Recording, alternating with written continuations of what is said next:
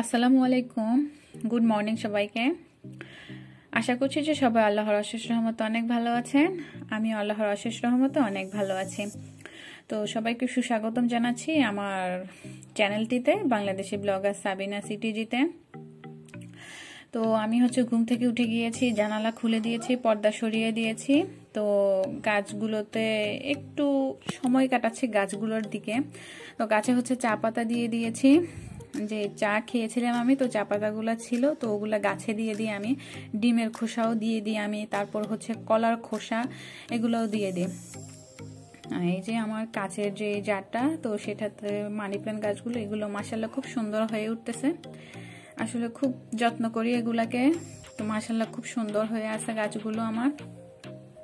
এদিক দিয়ে আমার ছেলেটাকে উঠাচ্ছি, তো সে উঠবে না, সে ঘুমাবে, আর শরীরটাও ভালো না তার। তো মেয়েটাও উঠে গেছে, তো মেয়েটার মতো খেলতেছে, আমার কাছে আসতেছে। তো আমি মানে রান্না করার আগে বা সকালের যে কাজগুলো থাকে নাস্তা বানানোর জন্য, যাই কিছুই করি না কেন, তো আমি আগে চুলাটা ক্লিন করে নিই। চুলাটা ক্লিন করে তারপর আমি রান্না করতে ঢুকি। তো এখন আমি সেমাই রান্না করব আমার ছেলের জন্য, ছেলে খাবে সেই কারণে, আর আমিও নিজে খাবো, আমার মেয়েটাও খাবে। তো এখন তো গরুর দুধ আছে কিন্তু ডিপে, এখন তো নামালে আর মানে হবে না। তো আমি এখন গরুর দুধ দিয়ে করে নিচ্ছি। তো গরুর দুধ 4 চামচ দিয়ে দিয়েছি, 1 চিমটি লবণ দিয়ে দিব, চিনিও দিয়ে দিয়েছি 4 চামচ, একটু তেজপাতা দিয়ে দিব, আর 1 মগ পানি দিয়ে দিয়েছি। 1 মগ না, সরি, 1 মগে হবে, হ্যাঁ 1 মগ পানি দিয়ে দিয়েছি। তো আমি একটু নেড়ে চেড়ে নিচ্ছি, দুধ চিনি মিশিয়ে নিচ্ছি পানির সাথে। তো একটু উতরিয়ে গেলে আমি সেমাইগুলো দিয়ে দিব দুধে। তো আমি সেমাইগুলো দিয়ে দিয়েছি। এখন একটু নেড়ে চেড়ে নিব। আর সকালবেলা আমার ছেলেটা একটু ভারী খাবার খাইতে পারে না, তাকে একটু হালকা পাতলা নাস্তা দিতে হয়। তার মুডটা যখন ঠিক হয় তখন তাকে ভারী নাস্তা দিতে হয়। আর ডিপে আমি বক্স ভরে নারকেল রেখে দিয়েছি, তো অল্প একটু নারকেল দিব, শুধু স্বাদ বাড়ানোর জন্য দিব আমি একটু সেমাইতে, আর তা না হলে দেওয়ার কোনো ইয়াই নাই, কারণ আমার ছেলেটাও কাশি দিচ্ছে সেই কারণে। তো যেহেতু ভাবলাম যে আপনাদের সাথে আমি শেয়ার করতেছি, সেহেতু ভাবলাম যে না, একটু নারকেল দিই। তো নারকেল দিলে ভালো লাগে, দুধ জাতীয় যে জিনিসগুলা রান্না করা হয় এগুলা। তো এই যে আমাদের খাবার, আমার ছেলে খাবে, আমার মেয়ে খাবে, আর আমি খাবো। তো আমার ছেলেটার জন্য সবাই দোয়া করবেন। তো এই দিক দিয়ে ওই ছোট আমার মেয়েটাকে দিচ্ছি, সে তো খাবে না, অল্প একটু খাইছে, সে আর খাবে না। এই যে অল্প একটু খেয়েছে, আর একটু রয়ে গিয়েছে। এখন আমি খেয়ে নিচ্ছি এখন খাওয়া দাওয়াটাও সেরে নিচ্ছি আমি। আমার খাওয়া দাওয়াটাও কমপ্লিট। আর আমার ছেলে তো সে এখনো খাচ্ছে, তাকে বললাম যে মা খাইয়ে দিই, সে খাবে না, সে একাই খাবে, কিন্তু সে পুরোটুকু খায়নি। তো আমার নাস্তা কমপ্লিট। এখন আমি আজকে রান্নাবান্না শেয়ার করব না, আজকে আমার যে সামনের রুমটা সেটা একটু ক্লিন করব। তো ভাবলাম আমার বন্ধুদের সাথে বা আমার ভিউয়ার্সদের সাথে আমি একটু শেয়ার করি। আর রাইস কুকারও ভাতও রান্না হয়ে গিয়েছে আমার। তো এই যে আমার সামনের রুমটা আমি আপনাদের সাথে একটু শেয়ার করতেছি। আমি একাই থাকি প্রায় সারাদিন, আমি 2টা সন্তানকে নিয়ে। আমার হাজব্যান্ড তো প্রায় সে অফিসের কাজ নিয়ে ব্যস্ত, তো সেই জন্য আর আমার এতটা বড় ঘরের প্রয়োজন হয় না। কিন্তু ইনশাল্লাহ দিলে, আপনারা যদি আমার পাশে থাকেন বা আমাকে যদি সামনের দিকে এগিয়ে নিয়ে যেতে চান, তাহলে ইনশাল্লাহ দিলে আমি চেষ্টা করব একটু সুন্দর করে দেখানোর জন্য। আর এই যে আমি সব ক্লিন করে নিচ্ছি এক এক করে, আমার ঘরের যত শোপিস আছে বা ওয়ালমেট আছে সেগুলো, ওয়ালে আমি হ্যাং করে রেখেছি যে আমার মানে শোপিসগুলো, সেগুলো আমি ক্লিন করে নিচ্ছি এক এক করে। আর আমি গুছাতেও ভালোবাসি, তারপরে দিয়ে নিজে কোনো কিছু করতে ভালোবাসি, যেমন DIY করতে ভালোবাসি। কিছু DIY আমার ঘরে আছে, আমি ইনশাল্লাহ দিলে আরও কিছু দেওয়ার চেষ্টা করবো আপনাদেরকে। তো আমার রাইস কুকারের যে উপরের যে দেয়ালটা, সেখানে একটা ফ্লাওয়ার ভাস রেখেছি আমি হ্যাং করে, তো সেটা আমি মুছে নিচ্ছি, ফ্লাওয়ারটাকে একটু ঝেড়ে নিচ্ছি। আর ফ্লাওয়ারটা ক্লিনই আছে, কেননা কিছুদিন আমি এগুলা ক্লিন করেছি, মানে ধুয়েছি এগুলাকে আমি। সেজন্য আর এত ধুলাবালি হয়নি। আর প্রতিদিনই আমি ক্লিন করার চেষ্টা করি সব কিছুই।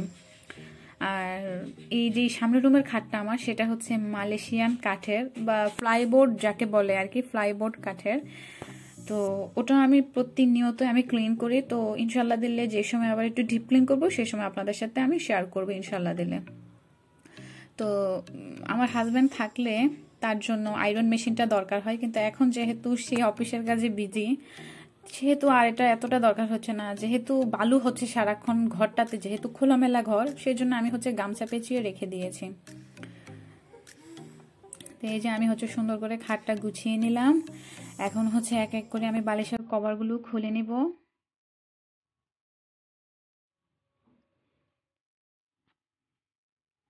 আর আমার আগের ব্লগটা দেখে আসতে পারেন। আমার যে ভিতরের রুমে যে সেগুন কাঠের ফার্নিচারের খাটটা আছে, সেটা আমি কিভাবে পরিষ্কার করি বা ক্লিন করি নিজের আইডিয়া দিয়ে সুন্দর করে। তো সেটা আপনারা ঘুরে আসতে পারেন, কারো না কারো উপকারে আসতে পারে।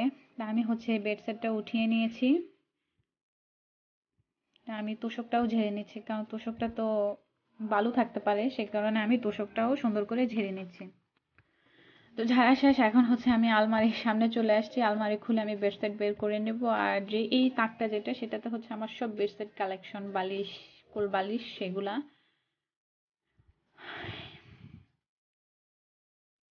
এই যে আমি বেডশিট নিয়ে এসেছি, এখন বিছিয়ে নেব খাটে।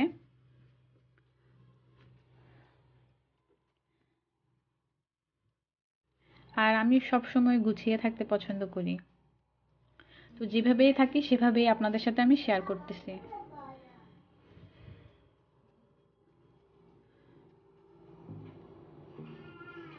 আর প্লিজ পুরো ভিডিওটি স্কিপ করে দেখবেন না, এটা আপনাদের কাছে একটা রিকোয়েস্ট। আর একটা লাইক দিবেন, আর প্লিজ একটা পজিটিভ কমেন্ট করবেন।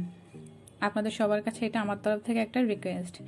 তো খাটের যে মানে পিছনে যে বিটের সাইডে একটা সাদা কস্টিপের মতো দেখা যাচ্ছে, ওটা হচ্ছে আমি দিয়েছি। কেননা দরজাটা খোলার কারণে দেখা যায় কি যে আমার খাটের যে পিছনের যে কাঠটা, সেটা নষ্ট হয়ে যাচ্ছে। তো সেখানে আমি একটা মানে কস্টিপের ইয়া দিয়ে আমি পেঁচিয়ে রেখেছি। তো যাই হোক, টিস্যু দিয়েছিলাম সুন্দর করে, কিন্তু আমার মেয়ে বেবি বা ছেলে বেবি তারা ছেড়ে ফেলছে, তো কস্টিপটাই পরে আছে। তো সেই জন্য আমি আর উঠালাম না, যে থাক, যতদিন থাকার থাক।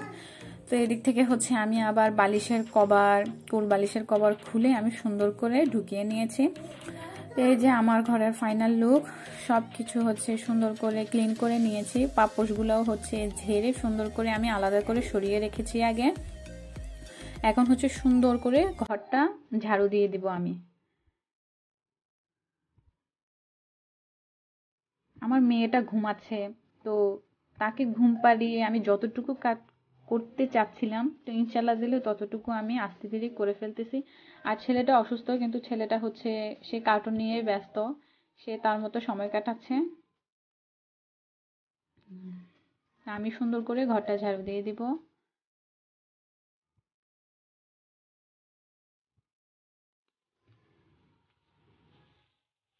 এই যে আমার যে ফ্রিজের যে পিছনে যে জায়গাটুকু, সেটাও আমি ঝাড়ু দিয়ে দিচ্ছি। আর খাটের পাশে যেই অল্প একটু জায়গা, সেটা আমি সুন্দর করে ঝাড়ু দিয়ে দিচ্ছি। আর চারিদিক থেকে হচ্ছে আমার যেহেতু বাচ্চা কাচ্চা দুটো ছোট ছোট, সেহেতু ওদের একটু নয়েজ আসতে পারে, প্লিজ আপনারা ক্ষমা সুন্দর দৃষ্টিতে দেখবেন।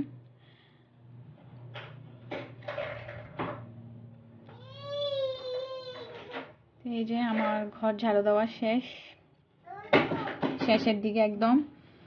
তো ঘর ঝাড়ু দেওয়া শেষের পরে আমি হচ্ছে আবারও সবকিছু আবারও একটু মুছে নিচ্ছি, কেননা ঘর ঝাড়ু দেওয়ার পর অনেক বালু উড়ে। তো সেগুলো আমি ঝেড়ে নিচ্ছি। তো আমার ফিল্টারের ব্যাগটাও আমি সুন্দর করে মুছে নিচ্ছি। মুছে নেওয়া শেষ। এখন হচ্ছে আমি ঘরটা মুছে নিব।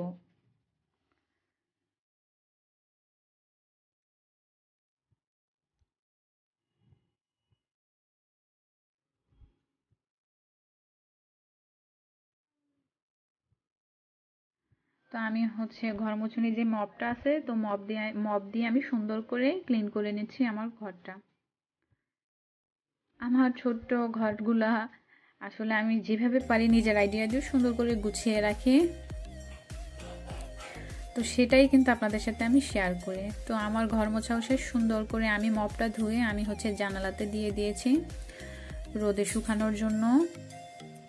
মপের যে সুতলিগুলো আছে, তো আমি হচ্ছে এবার পাপোশগুলো এক এক করে জায়গায় দিয়ে দিব, মানে যেটা যেখানে রাখি আমি সবসময়, তো সেটা সেখানে দিয়ে দিচ্ছি। আজকের ভিডিওতে হচ্ছে একটু পা হাত নিজের শরীর চলে আসছে, তো আপনারা প্লিজ কিছু মনে করবেন না। এই দিয়ে হচ্ছে আমার ছেলে মেয়েরা তারা খেলতেছে, মেয়েটাও উঠে গিয়েছে কিন্তু যখন আমি ঘর মুছতে নিয়েছিলাম তখন, তো তাদেরকে সরিয়ে সরিয়ে কাজ করতেছি। তো এই যে এই তাকটাও আমি গুছিয়ে নিয়েছি। এই যে আমার রাইস কুকারের ভাত,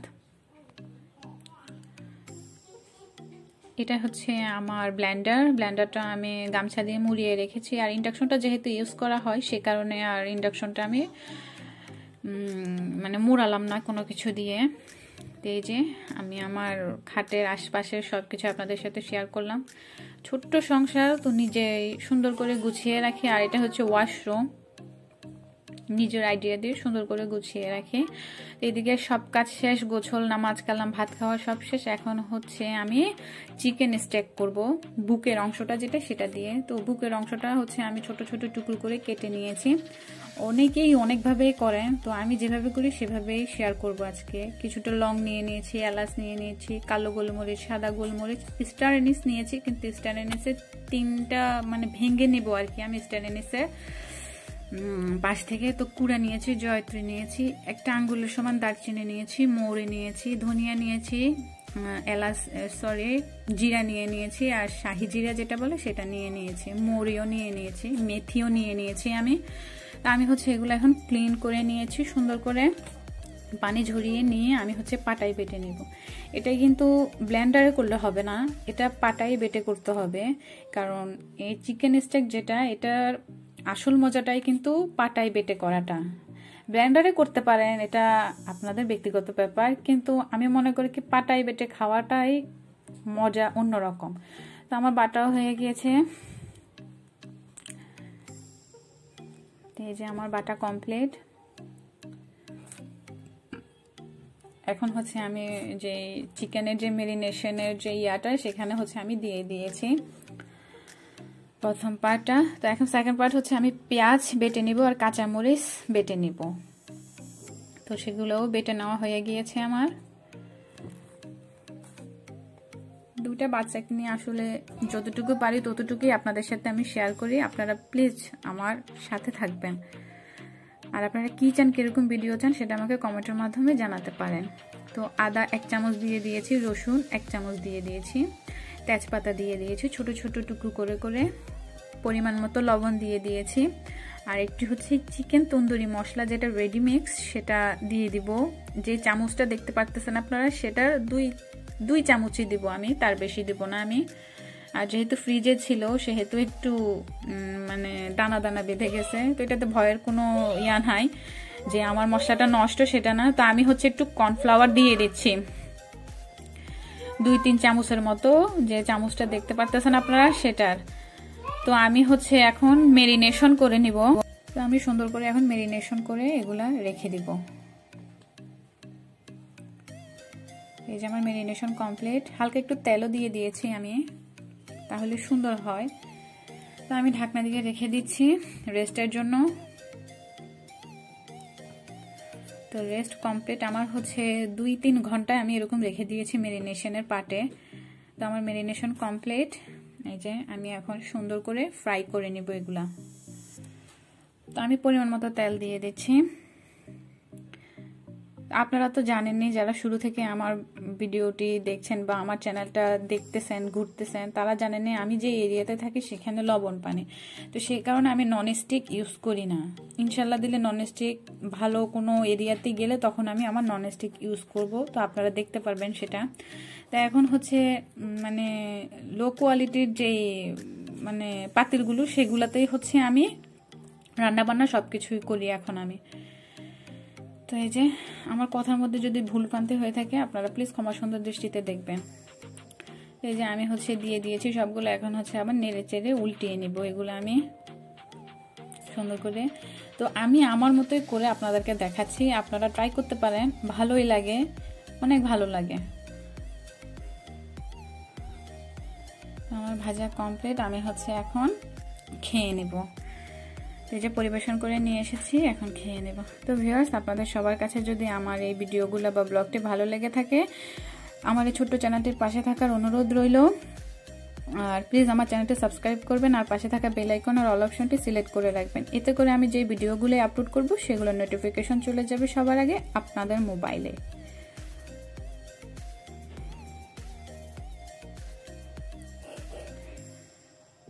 এই যে অনেক সফট হয়েছে কিন্তু, আর অনেক মজাও হয়েছে।